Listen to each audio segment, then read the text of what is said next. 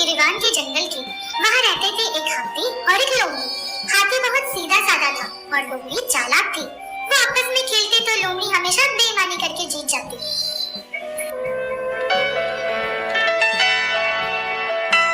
चल आजा, नदी में खेलेंगे। नदी? ना बाबा ना, मुझे पानी से डर लगता है। ओह ठीक है, चल फिर गोल मैदान में जाके पकड़म पकड़ाई खेलते हैं। चल मोटे, रेस लगाते हैं। जो पहले पहुंचा वो जीता। ये मैं चली। अच्छा, पर शुरू तो साथ में करना। अरे चली गई, हमेशा ऐसा ही करती है। गोल मैदान में दोनों दोस्त खेल रहे थे, तभी एक शेर आ गया। शेर दोनों जानवरों को देखकर खुश हो गया। अरे वाह, मुझे तो सिर्फ लोमड़ी की आवाज आई थी, पर यहाँ तो एक हाथी का बच्चा भी है। आज तो दावत होगी। मैं तुम दोनों को खा जाऊंगा। शेर? अरे बाप रे, रुको, हमको मत खाओ। हम तो अपना खेल खेल रहे थे बस। मेरे पेट में चूहे खेल रहे हैं, अब तुम उनके साथ खेलना। रुकिए महाराज, जरा मेरी बात सुन लीजिए। बोलू, तुम जरा यही रुको, मैं महाराज से बात करती हूँ। अच्छा ठीक है, कुछ करो लोमड़ी और हम दोनों को इस मुसीबत से निकालो। लोमड़ी और शेर एक कोने में जाके बात करते हैं। महाराज, आप दयालु हैं।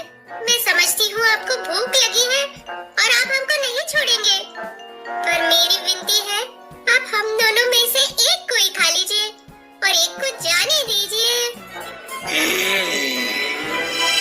चलो ठीक है, मेरा पेट भी एक से भर जाएगा और बासी खाना तो मैं खाता नहीं हूँ।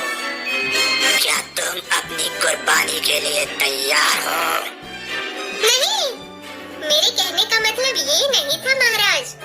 आप मुझे ना खाइए, मैं तो बहुत छोटी सी हूँ। मुझे खा के तो आपका पेट भरेगा भी नहीं।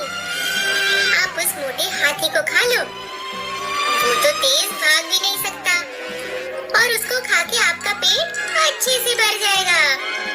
ऐसा? लेकिन देखा जाए तो हाथी शक्तिशाली है, उसका शिकार करने में मैं थक जाऊंगा। हाँ, अगर तुम उसको मेरी गुफा में ले चलो तो मैं भी तुम्हारे बारे में कुछ सोच सकता हूँ। हाँ महाराज, क्यों नहीं, मैं ये कर सकती हूँ। वो हाथी बहुत बेवकूफ है, उसको दिमाग ही नहीं है। मैं उसको आपकी गुफा में ले आती हूँ। ऐसा बोल के लोमड़ी अपने दोस्त हाथी के पास आई।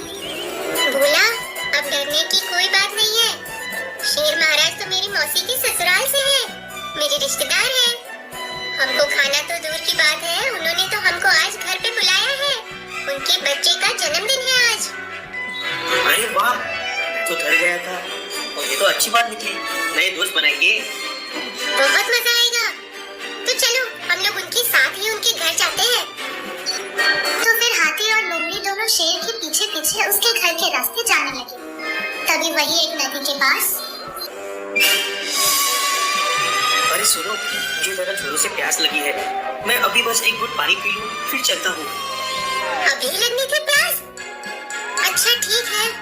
और हाथी नदी में पानी पीने गया और वहाँ से पानी के अंदर तैर के दूसरी तरफ चला गया। अरे अरे हाथी, तुम उधर कहाँ चले गए?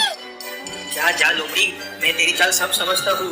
तू हमेशा मुझसे बेईमानी करके जीतती रही, पर मैंने कुछ नहीं कहा। पर आज तो तू मुझे धोखे से मारना चाहती थी। अब अपने लिए कोई और दोस्त ढूंढना। अरे हाँ, पीछे तुम्हारे मौसा जी खड़े हैं ना, उनके पेट के चूहों से दोस्ती करना।